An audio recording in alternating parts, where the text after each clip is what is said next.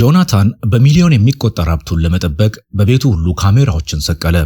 ነገር ግን አንድ ምሽት ካሜራዎቹን ሲከፍት አዲሷ ሰራተኛ መራመድ ከማይችለው ልጁ ጋር የምታደርገውን ነገር ሲያይ ክው ብሎ ቀረ። ይህች ሴት ምን እያደረገች ነው? ጆናታንስ በገንዘቡ ሊገዛ ያልቻለውን ምን ሚስጥር ተመለከተ? እስከ መጨረሻው ተከታተሉ። ጆናታን ሄል ሀብቱን የገነባው አስቀድሞ በማየት በመቆጣጠርና በመዘጋጀት ላይ ነበር። እነዚህ ተፈጥሯዊ ባህሪያቱ በሰፊው መኖሪያ ቤት ውስጥ በየቦታው ድብቅ የደህንነት ካሜራዎችን እንዲተክል አድርገውታል። ይህን ያደረገው ስለ ሀብቱ በመስጋት ሳይሆን ስለ ልጁ ባለው ፍርሃት ምክንያት ነበር። የ12 ዓመቱ ሉካስ ከ3 ዓመት በፊት አንዲት በከፍተኛ ፍጥነት የምትነዳ መኪና የቀይ መብራት ጥሳ በመጣች ጊዜ በደረሰበት አደጋ ወገቡ አካባቢ ሽባ ሆኖ ነበር። አደጋው የሉካስን አከርካሪ ብቻ ሳይሆን ጆናታን በገንዘብ ብቻ መጠበቅ እችላለሁ ብሎ ያመነበትን ተሰባሪ ዓለም አፍርሶታል። ከዚያ ቀን ጀምሮ ቤቱ እንደ ወቅታዊ ሰራተኛ በሚመጡና በሚሄዱ ሐኪሞች፣ ቴራፒስቶች፣ ነርሶችና ረዳቶች ተሞልቶ ነበር። አንዳንዶቹ ደግ፣ አንዳንዶቹ ግድ የለሽ፣ አንዳንዶቹ ደግሞ ለደሞዙ ብቻ የመጡ ነበሩ። ጆናታን ተጋላጭ የሆነን ልጅ ሁሉም ሰው በሚገባው ትዕግስትና ክብር እንደማይይዘው መራራ ትምህርት ተምሯል። በአጋጣሚ የሚሰማ የጩኸት ድምፅ ዊልቸሩን በኃይል መሳብ ወይም ማንም አያየኝም ብላ የአካል ብቃት እንቅስቃሴውን የምታሳልፍ ቴራፒስት፣ እነዚህ ሁሉ ክስተቶች ጆናታንን በሰዎች ላይ ያለውን እምነት ቀስ በቀስ አጥፍተውታል። ስለዚህ ሉካስን ደህንነቱን ለመጠበቅ ብቻ እንደሆነ ራሱን እያሳመነ በየጥጉ በመብራቶችና በመደርደሪያዎች ውስጥ ጥቃቅንና ድምፅ አልባ ካሜራዎችን ደበቀ። ሆኖም የምስል ስርጭቱ በቀጥታ ወደ ግል ቢሮ ቢገባም የልጁን የዕለት ተዕለት እንቅስቃሴ እና ደግሞ ስቃይ በካሜራ ማየት ቁስልን እንደመቆፈር ስለሚሆንበት ጆናታን ካሜራዎቹን ማየት አቁሞ ነበር። የቀድሞዋ ረዳት በስሜት መዛል ምክንያት በድንገት ስራዋን ስትለቅ ጆናታን ብዙ ሳያስብ አዲስ ረዳት ቀጠረ። ስሟ ኤሌና ነበር። በቃለ መጠይቁ ወቅት ዝምተኛ ነበረች። የሥራ ልምድ ማረጋገጫዋ ተራ ሲሆን ምስክርነቶቿም አጭር ግን እውነተኛ ነበሩ። እሱን አላቆላመጠችውም ወይም በማረብ ወለሎች ተደንቃ አላፈጠጠችም። የጠየቀችው አንድ ጥያቄ ብቻ ነበር።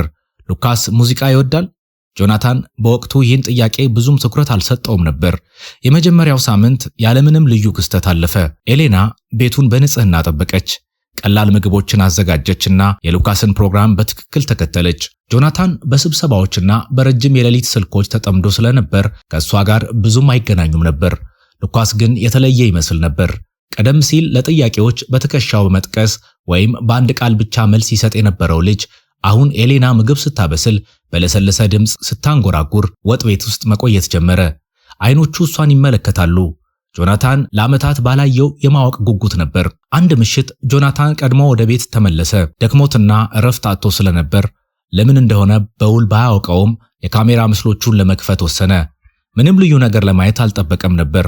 ምናልባት ያየው ነገር በጣም ያስገረመው ወይም ያናወጠው ለዚህ ሊሆን ይችላል። በስክሪኑ ላይ ኤሌና ከሉካስ ዊልቸር አጠገብ ወለል ላይ ተቀምጣለች። አታወራም፣ ቴራፒ አታሰራም፣ አልፎ ተርፎም አትነካውም ነበር። ዝም ብላ አጠገቡ ሆና የአተነፋፈስ ስልቱን ከሱ ጋር እያስተካከለች አይኖቿን ጨፍና መዳፎቿን ቀዝቃዛው ወለል ላይ አሳርፋ ነበር። ከረጅም ዝምታ በኋላ ጆናታን በግልጽ ሊሰማው የማይችል ሚስጥር በሹክሹክታ ተናገረች። ሁልጊዜ የሚወጠሩት የሉካስ ትከሻዎች ቀስ በቀስ ረገቡ። ጆናታን ወደ ስክሪኑ ተጠጋ። ኤሌና ወለሉ ላይ በለሰለሰ ሁኔታ መታ መታ ማድረግ ጀመረች። ድምፁ በጣም ዝቅተኛ ከመሆኑ የተነሳ መስማት ይከብድ ነበር። ከዚያም ለሉካስ 2 የእንጨት ማንኪያዎችን ሰጠችው። ልጁ ግራ ተጋብቶ አመነታ። ከዚያም ማንኪያዎቹን አንድ ላይ መታችው። ኤሌና ፈገግ አለች። ይህም የሰራተኛ የልምድ ፈገግታ ሳይሆን ጥሬ የሆነና የሚያበረታታ ፈገግታ ነበር። እሷም መታ መታ ማድረግ ጀመረች።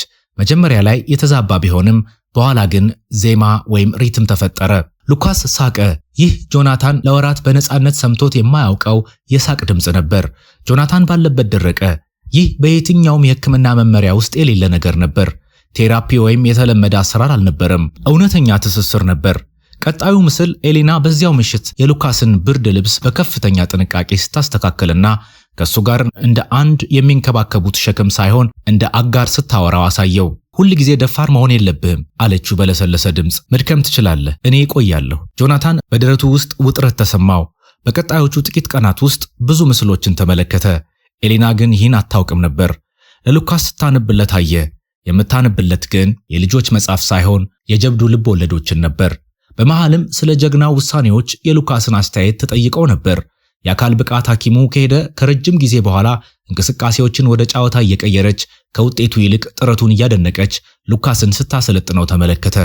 ከዚያም የጆናታንን ግምት ያፈረሰ አንድ ክስተት መጣ።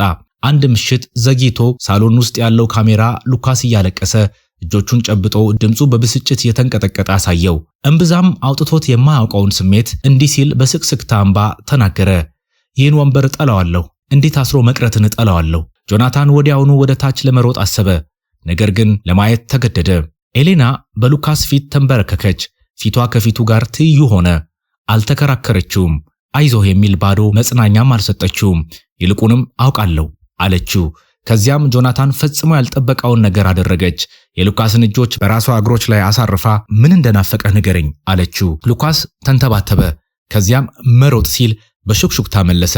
ኤሌና ራሷን በመነቅነቅ አዎንታ ገለጸች። ክብደቷን እየቀያየረች የልጁን እጆች ወደ ጉልበቶቿ አመጣች። እንግዲያውስ ይህ ስሜት ይሰማህ አለችው። ይህ እንቅስቃሴ ነው። የተለየ መሆን ማለት ጠፍቷል ማለት አይደለም። ቀስ እያለች ባለችበት ስትራመድ አንዳንዱን እርምጃዎች ትገልጽለት ነበር። ስሜቱም እሱም አብሮ እንዲካፈል እየጋበዘችው። ሉካስ በትኩረት ይሰማ ነበር። አተነፋፈሱ ተረጋጋ። አይኖቹም በአንድ ነገር ላይ አረፉ። ስትጨርስ ሰውነት ያስተውላል። አብረን እናስተውለዋለን አለችው። ጆናታን እንባ አይኑን ጋረደው። በዚያ ቅጽበት አንድ የሚያምና ትህትናን የሚሰጥ እውነት ተረዳ። የሱ ገንዘብ፣ ጥንቃቄውና ድብቅ ካሜራዎቹ በሙሉ ሉካስን ከጉዳት ጠብቀውታል። ነገር ግን አንዳቸውም ተስፋ አልሰጡትም ነበር። ኤሌና ግን ማንም እንደሚያያት ሳታውቅ ይህን አደረገች። በማግስቱ ጠዋት ጆናታን ኤሌናን ወደ ቢሮ ጠራት። እጆቿን አጣጥፋ ምናልባትም ትችት እየጠበቀች በዝምታ ቆመች። ጆናታን ለመናገር ተቸገረ። ስለ ካሜራዎቹ በሐፍረት ተናዘዘ። ያየውንም ሁሉ ነገራት። ኤሌና በተረጋጋ መንፈስ አዳመጠችው። ከዚያም በለሰለሰ ድምፅ እውነተኛውን እሱን በማየትህ ደስ ብሎኛል አለችው። ጆናታን የደሞዝ ጭማሪ፣ ውል ወይም የምትፈልገውን ማንኛውም ነገር አቀረበላት።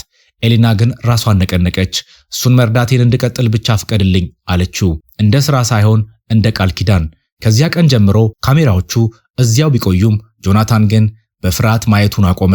የሚያየው ለመማር ነበር።